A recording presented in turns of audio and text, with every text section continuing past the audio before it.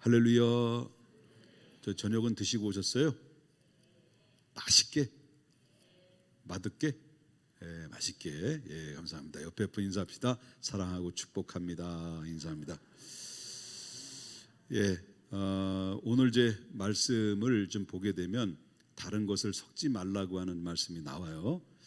자, 이 말씀은 이제 신명기에 나오는 말씀인데, 여러분 잘 알다시피 신명기는 이제 모세가 이스라엘 백성들을 40년 동안 이제 그 광야로서부터 이끌어와서 이제 가나안 땅의 목전 앞에 두고 마지막 고별 설교의 내용으로 담아져 있는 내용이 신명기라고 해도 과언이 아닙니다.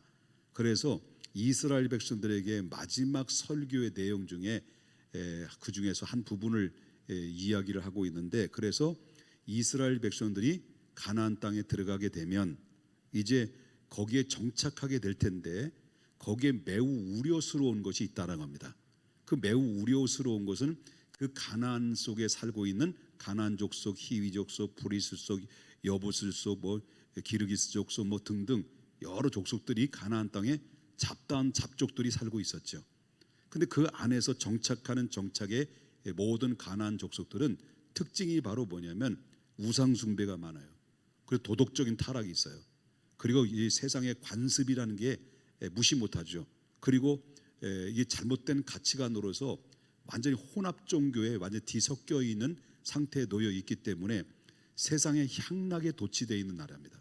바로 말하자면 타락할 대로 타락해서 썩은 물고기 냄새 날 만큼 영적으로 이렇게 혼탁한 그 지역을 바로 들어가서 이스라엘 백성들이 정착하고 살아야 돼요. 그래서 하나님께서 그 믿음의 맹탈을 바로 강력하게 꽉 붙들게 하시기 위해서 바로 이 애굽 땅에서 바로로 또 탈출하면 이제 가나안 땅까지 질러서 가면은 걸어서 11일이면 갈 수 있는 거리인데, 이스라엘 백성들을 어디로 끌어내리냐면 광야로 끌어내려서 11일이면 갈 수 있는 가나안 땅을 40년 동안 뺑뺑 돌렸다는 거예요. 그 이유는 뭐냐? 바로 11일 동안 그 가나안 땅에 들어간다면 이들은 그 사이에 하나님이 어떤 분인도 잘 모르는 거죠. 왜? 10가지 기적을 일으켜서 그들을 바로 가나안 애굽 땅에서 해방을 시켰습니다만은, 그러나 그들은 오랜 430년 동안에 자기들의 조상이 믿고 있는 하나님에 대해서는 모르는 거예요. 하나님 어떤 분인지 잘 모르는 거죠. 그렇기 때문에 하나님 여호와가 어떤 분이고, 바로 아브라함을 택하시고 이삭을 택하시고 그리고 야곱을 택하셔서 야곱을 통해서 이 나라 민족을 어떻게 이끌어 가셨는지를, 그리고 전능하신 하나님이 어떤 분인가를 알 수 있는 길은 바로 그들이 가나안 땅으로 11일 만에 도착해서 거기서 정착한다? 그러면 그들은 하나님이 어떤 분인지를 모른다는 거예요. 그래서 그들을 40년 동안 끌어내려서 그들은 광야에서 연단을 받고 하나님이 어떤 분인가를 이제 충분히 깨달을 수 있도록 하나님이 하셨다라는 거죠. 여러분 알다시피 광야의 40년은 어떤 생활이었습니까? 물이 홍해를 거르고 육지처럼 가르고 마라의 쓴물에서 단물로 바뀌어진 기적부터 해서 그 다음에 어떻습니까? 엘림이라는 곳에서 오아시스 안에서 그들은 잠깐 쉬었다가 이제 반석을 내서 물을 먹고, 밤에는 불기둥, 낮은 말려줘요, 낮에는 부름기둥, 그리고 먹을 게 없으면 만나와 메추라기를 내려주시고, 그리고 그들에게 그래서 왔단 말이에요. 그래서 이제 왔어요. 그래서 드디어 40년의 훈련을 연단받고, 그래도 1세대들이 정말 하나님 앞에 믿음으로 바로 서지 못하다 보니까 불신앙을 가지니까 하나님께서 1세대들 쳐버리고 2세대들만 달랑 남은 거예요. 그 이후의 삶. 그 가나안 목전 앞에 딱 섰는데 그 2세대들, 다시 말한다면 모세가 하나님 앞에 부름받기 전에 이스라엘 백성들에게 가나안 목전에 있는 사람들에게 다 말씀을, 가나안 땅에 가면 내가 어떻게 살 것인지를 바로 메시지를 전했는데, 이 본문은 경고의 메시지를 주시는 말씀이다, 이렇게 들으면 될 것입니다. 그러면 그 경고의 메시지 중에서 특징적인 딱 3가지를 이야기합니다. 바로 뭐냐면 말라야. 말라인데 그게 뭐냐면, 첫 번째는 포도원에 두 종자를 섞여서 뿌리지 말라. 그 다음에 두 번째 9절이죠. 10절이니까 소와 나귀를 함께 멍에를 메우지 말라. 그 다음에 11절에 보니까 양털과 배를 함께 짜서 옷을 만들지 말라. 말라 말라 말라 말라 말라 말라. 이 말라 하라는 말이에요. 하지 마라. 그 얘기를 하고 있다는 거죠. 그러면 여기서 섞지 말라고 하는 이 규범을 좀 보게 되면 이 규범은 또 겉보기에는 단순한 것 같지만은 이스라엘 백성들에게 정말 이 세상의 좀 잡다한 문화 속에서 이 신앙을 지킨다는 것은 쉽지 않기 때문에 하나님의 백성으로서 정말 분명한 하나님의 백성다운 정체성을 가지고 살기를 간절히 바라는 마음으로 이스라엘 백성들은 절대로 포도원에 다른 종자를 같이 섞이지 마라, 섞여서 뿌리지 말라라고 하나님께서 말씀하셨다라고 하는 거죠. 한번 보겠습니다. 9절 보겠습니다. 내 포도원에 몇 종자로 했어요? 두 종자를 섞어서 뿌리지 말라. 그럼 여기서 포도나무는 여러분 특징적으로 알다시피 포도 그러면 생각나는 것이 있죠. 포도 그러면 어디가 생각나요? 예? 포도 그러면 생각나는 것이 있잖아요. 좀 전에 갔다 왔는데 안성포도, 안성포도, 안성거봉, 포도 생각나죠. 그런데 여러분 포도를 농사를 접은 분은 아시겠습니다만은 포도나무는 이게 심으면 가지가 널리 뻗어나가요. 멀리 뻗어나가면 그늘이 생겨요.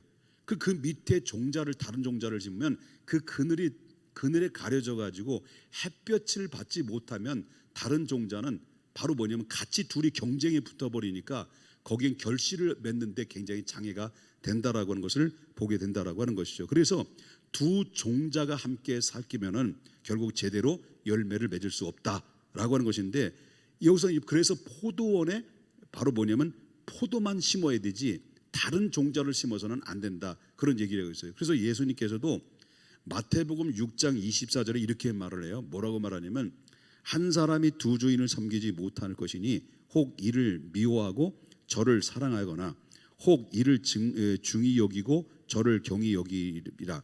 너희가 하나님과 재물을 겸하여 섬기지 못하니라고 이렇게 말씀을 하고 있는 것을 볼 때 이 핵심이 뭐냐? 오늘 이 말씀의 핵심은 혼합신앙을 바로 뭐냐면 경계하라 그런 이야기를 하고 있다는 거죠. 혼합신앙. 그래서 영적인 의미를 본다면 여러분 뭘 의미합니까? 포도원을 어디로 보겠습니까?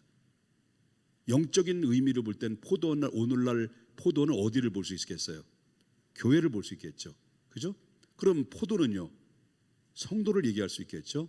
그렇게 저는 이제 해석을 해봅니다. 자, 그러면 이 포도원의 두 종류를 섞이지 말라고 하는 것은 교회 안에서 신앙의 순결성을 가지고 있어야 된다. 그렇기 때문에 두 종류의 사상, 그다음에 두 생활, 두 방법, 옳은 것과 옳지 않은 것, 이것이 혼합시켜서 바로 정체성을 잃어버려서는 안 된다. 그런 이야기를 하고 있는 거예요. 그래서 오늘 한국 교회를 보게 되면 지금 가슴 아픈 거죠. 신앙의 풍조가 상당히 오염되어 있다라는 것을 느껴집니다. 옛날에 우리가 70년대, 80년대, 90년대까지만 해도 오직 예수고 오직 하나님 중심이었습니다. 여러분 오랫동안 신앙생활을 보시면 아시겠습니다만은 그러나 오늘에는 상당히 바로 70년대, 80년대, 90년대 우리의 신앙과는 상당히 많이 변질되어 있다는 것을 우리는 느낄 수가 있어요.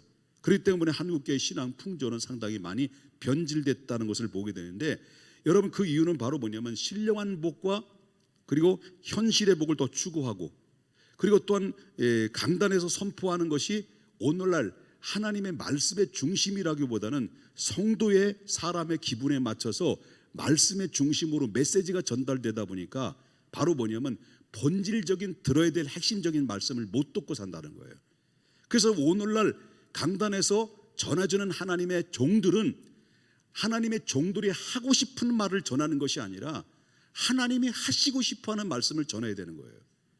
성도들도 마찬가지죠. 성도가 사는 길이 뭐냐, 한국교회가 사는 길이 뭐냐 라고 말씀드린다고 한다면 성도들이 듣고 싶어하는 원하는 말씀을 듣는 게 아니라 하나님이 하고 싶어하는 말씀을 들어야만이 성도가 사는 것인데, 우리는 오늘날 많이 반대로 바뀌어졌다는 거죠.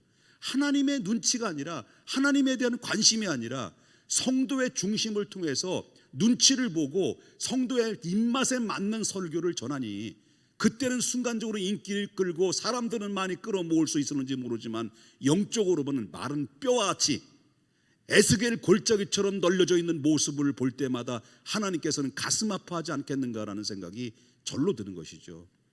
그렇기 때문에 오늘날 이 시대는 그 위험성을 우리가 지니고 있다는 것을 보게 되기 때문에 오늘날 이 사도들의 정통보다도 세상의 유혹을 더 따라가는 모습을 볼 수 있겠고요. 그래서 하나님의 뜻보다는 사람의 중심으로, 그러다 보니까 어떻습니까? 들어야 될 본질적인 말씀을 제대로 들어야 그 말씀을 이해하고 그 말씀대로 살아갈 때 거기에 열매가 있고 능력이 있고 하나님 은혜가 있고 감동이 있고 기쁨이 있는데, 그래서 예배를 드릴 때 예배를 드리는 사람들에게 사람의 순간적인 감정의 기쁨이 아니라 하나님이 주시는 말씀의 은혜를 받고 음성을 들었을 때 그 안에 내 위에서 내려오주는 참된 은혜와 참된 능력을 공급받으면 그 입가에는 미소가 가득 차고 감사가 넘치고 소망이 넘치게 되는데, 여러분 우리 역기능의 모습으로 달려가는 모습을 볼 때마다 안타깝다라고 하는 것입니다. 여러분 요즘 기독교에 관련된 여러분 그 콘텐츠를 통해서 바로 유튜브들이 얼마나 많이 우죽순으로 생겨나는지 모릅니다. 한국 교회는 한마디로 말한다면 이 유튜브에 방송하는 사람들이 다 그런 건 아닙니다만, 훌륭한 믿음의 사람들도 유튜브 방송을 통해서 건전한 복음을 전하는 사람이 있는가 하면 그렇지 않는 사람들 상당히 많다라고 하는 겁니다. 그렇기 때문에 이 사람들은 대부분 어떻습니까? 정말로 반을 죽여놔야 돼요. 반을 죽여놔야 돼요. 어떻게 죽여납니까? 그 사람들을 죽여놔야 된다는 게 아니라 그 사람들이 반을 죽여버린다는 거예요. 어떤 교회를 죽여합니까? 일단 대형교회 목사들을 죽여요.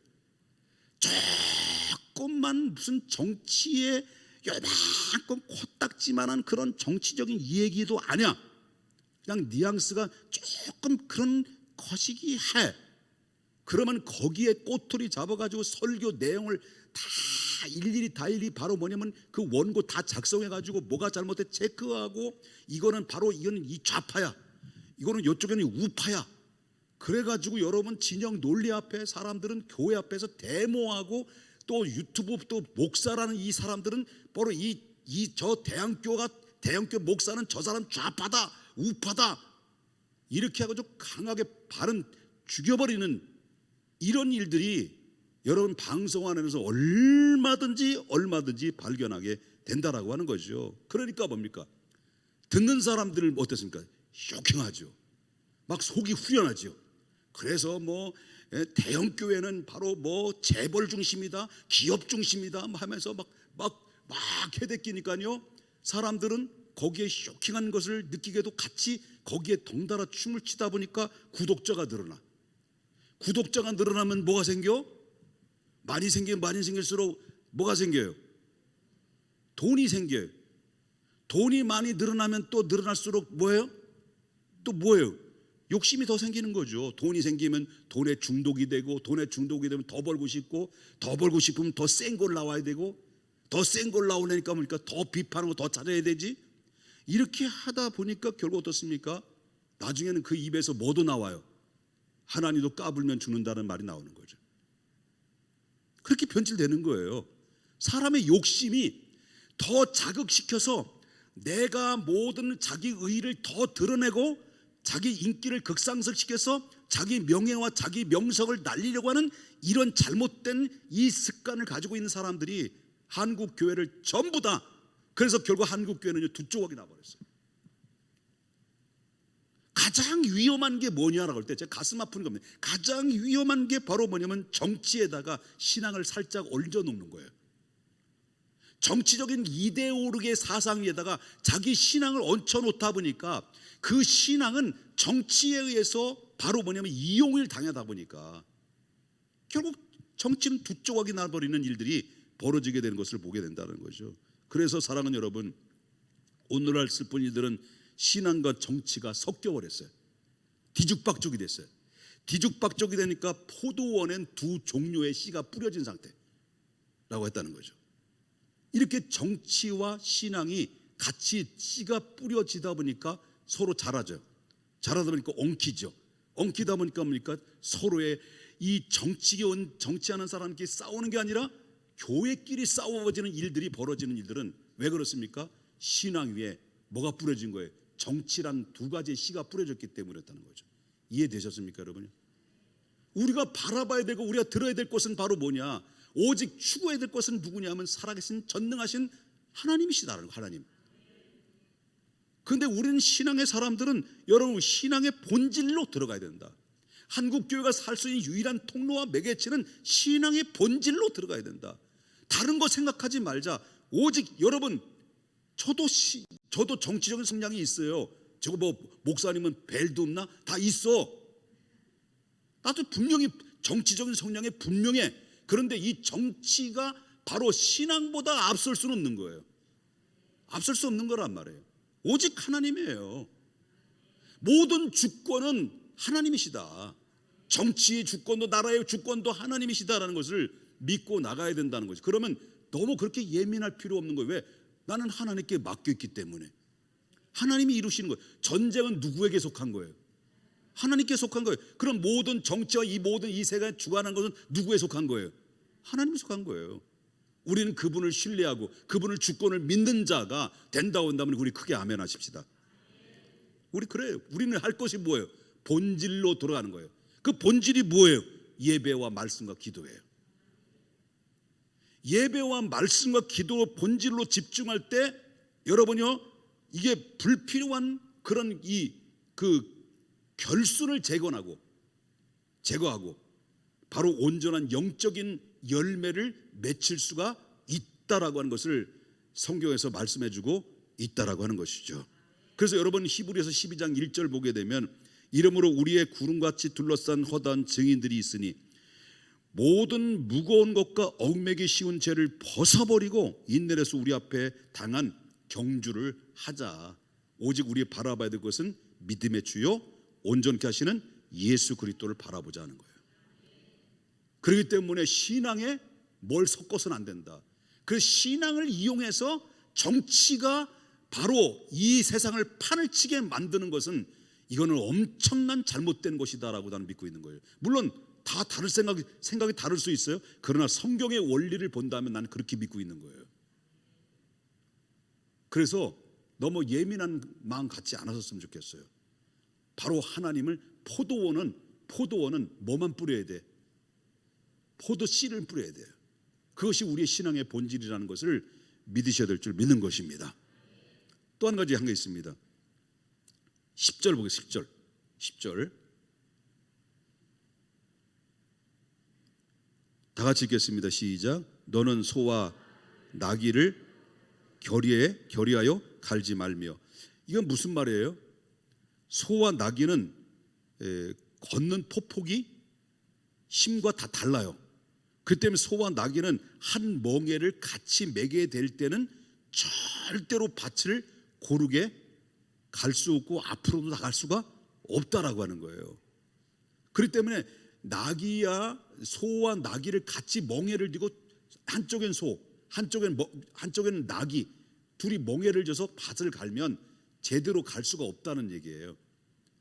그렇기 때문에 여러분, 오늘날 성도가 세상과 타협해서 얻은 편의는 순간적으로 있을지 모르겠습니다만은, 그러나 그 편의 때문에 결국 그 잠깐 찰나적인 편의 때문에 잃어버린 영적 손실은 그만큼 데미지가 클 수 있다라고 하는 것을 보게 된다라고 하는 거죠. 그러므로 로마서의 12장 1절에 나오는 말씀을 좀 보겠습니다. 뭐라고 하냐면 너희는 이 세대를 본받지 말고 오직 마음을 새롭게 함으로 변화를 받아 하나님의 선하시고 기뻐하시고 온전하신 뜻이 무엇인지를 분별하도록 가라 그랬습니다.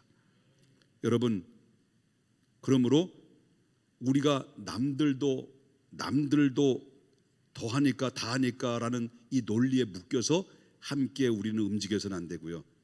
여러분, 물이 막 뒤엉키는 휘몰아치는데 물고기에서 잡을 수가 없는 듯이 이중적인 가치관에서는 우리가 살 수가 없다는 거죠. 오직 우리의 가치관은 오직 하나님의 말씀의 중심으로 나아가야 된다는 거죠. 여기에 누가 같이 동행하는 것이 주님과 함께 동행해야지, 세상의 가치관과 함께 같이 손을 잡고 동행하게 되면 그 길은 온전한 길로 갈 수가 없다라는 것을 믿으셔야 될 줄 믿는 거예요. 그 다음에 11절 보겠습니다. 11절. 뭐도 하지 말라, 잊지 말라는 거예요. 양털과 배실로 섞여 짠 것을 잊지 마라. 여기서 양털은 따뜻함을 얘기합니다. 근데 배실은 차가워요. 이게 섞이게 되면 바로 뭐가 있습니까? 어떤 특징이 없다는 거예요. 특징이 없다라는 거죠.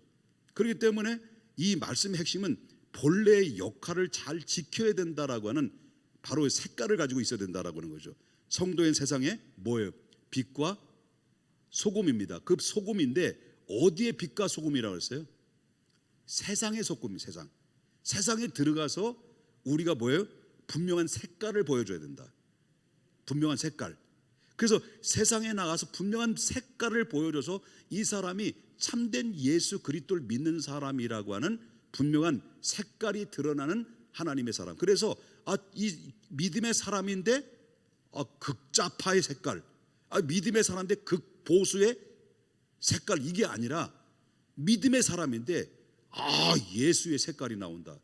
이렇게 옆에 분 인사합시다. 여러분들, 당신은 예수의 피가 흐르고 있습니다. 빨간 피. 이거 빨간 피는 이거 아니, 이상하다. 이건 한 편인데. 할렐루야. 이제 마지막입니다. 자, 여기 12절 보겠습니다. 너희는 너희가 입은 겉옷에 내 귀에 뭘 달라는 거죠? 술을 달라. 술을 달라는 건 막걸리 그걸 달라는 거 아니고요. 술을 달라는 것은, 여러분, 마지막 하나님은 여기서 내 귀에 술을 달라고 하셨는데, 이 이유는 하나님의 말씀을 기억하라. 그래서 오늘을 우리가 쉽게 이제 신앙을 잃어버리기 쉬우니까, 우리의 오늘날 잃어버리기 쉬우니까 여러분 마치 스마트폰을 통해서 알람을 딱 맞춰 놓듯이 우리의 신앙을 항상 기억해야 된다. 잊어버리지 말아야 된다. 그러기 위해서는 날마다 저와 여러분이 성경의 말씀을 읽고 기도하고 하나님의 말씀을 곱씹어보고 묵상하고, 그래서 은혜를 날마다 유지를 해야 된다라고 하는 것입니다. 그래서 우리 네 가지의 말씀을 드렸는데, 결론적으로는 우리의 신앙이 어떻습니까? 다른 게 섞이지 않고 순수한 믿음을 지켜야 된다. 그래서 저분 참 믿음이, 사람이 순수하다는 건 좋은 말일까요? 나쁜 말일까요? 좋은 말도 되기도 하고, 순수하다는 말은 어떤 때 저보다 가끔마다 교회 성도님들이 목사님 참 순수한 것 같아 그래. 가만히 들어보면 순수한다는 것은 똑똑하지 않고 좀 바보스럽다라는 성질이 들린 것 같기도 하고 그래요. 제가 그게 순수해 보입니까?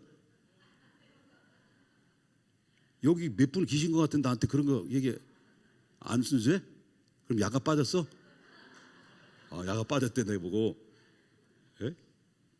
여러분, 우리가 순수해야 되지만 신앙만큼은 바로 정금 같아야 된다. 불순물이 섞여서는 안 된다. 그래서 우리는 뭘 지켜야 됩니까? 보수의 정치가 아닙니다. 보수의 신앙이에요. 보수의 신앙을 지켜야 된다는 것을 우리 믿으셔야 될 줄 믿는 거예요. 그래서 세상의 가치와 혼합된 신앙을 바라고 따라가지 않게 해주고, 우리가 오직 하나님 말씀만 따라가고, 이 시간 우리의 말세의 지말이 될수록 우리는 하나님을 가까이 가고 하나님을 붙잡고 말씀 붙들고 나갈 때 결국 승리는 누가 하시냐? 하나님이야. 하나님이 우리의 믿음의 사람들, 오직 주님만 바라보는 사람들에게 승리의 기쁨을 하나님께서 허락하신다라고 하는 것입니다. 하지 말라는 말씀이 있습니다. 우리 세 가지를 얘기했습니다. 하나는 뭐라 그랬습니까? 포도원에 두 종류의 씨를 뿌리지 마라.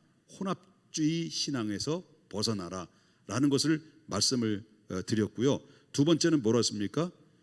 바로 소와 나귀의 가치에 어떻습니까? 멍에를 지우지 마라. 거기는 올바른 길로 갈 수가 없다. 올바른 결실도 맺을 수 없다, 그런 얘기입니다. 그래서 신앙에 어디로 가야 됩니까? 본질을 지켜야 된다. 신앙의 본질이 뭐예요? 다른 거 신경 쓰지 마라. 그거는 하나님이 하시는 것이고, 그리고 하나님이 결정하시는 것이고, 우리는 오직 믿음의 주요 온전케 하시는 주님을 바라보면서, 여러분, 그리고 또 세 번째 뭡니까? 양과 배실을, 옷을 섞이지 마라. 이거 다 똑같은 맥락을 가지고 있는 거예요. 그래서 우리는 하나님의 말씀과 오직 예배와 기도로서, 이건 뭐 늘 기본적이고 다 아는 얘기지만은 결과적으로는 이게 우리를 지키는 것이고, 결과적으로 우리의 가정을 살리는 것이고, 결과적으로 이 본질이 이 나라를 살리는 것이고, 결과적으로 하나님 나라를 이루어가는 것이 바로 예배 본질인, 바로 예배와 말씀과 기도와 하나님 앞에 찬양 올려드리는, 이것이 우리의 가장 본질이고, 이것이 바로 성공의 길이고 축복의 길이라는 것을 믿으셔야 될 줄 믿는 것입니다. 이 은혜가 저와 여러분에게 넘쳐지시기를 바라겠습니다. 오직 주님만 바라보면서 나가겠습니다. 우리 찬양 보겠습니다.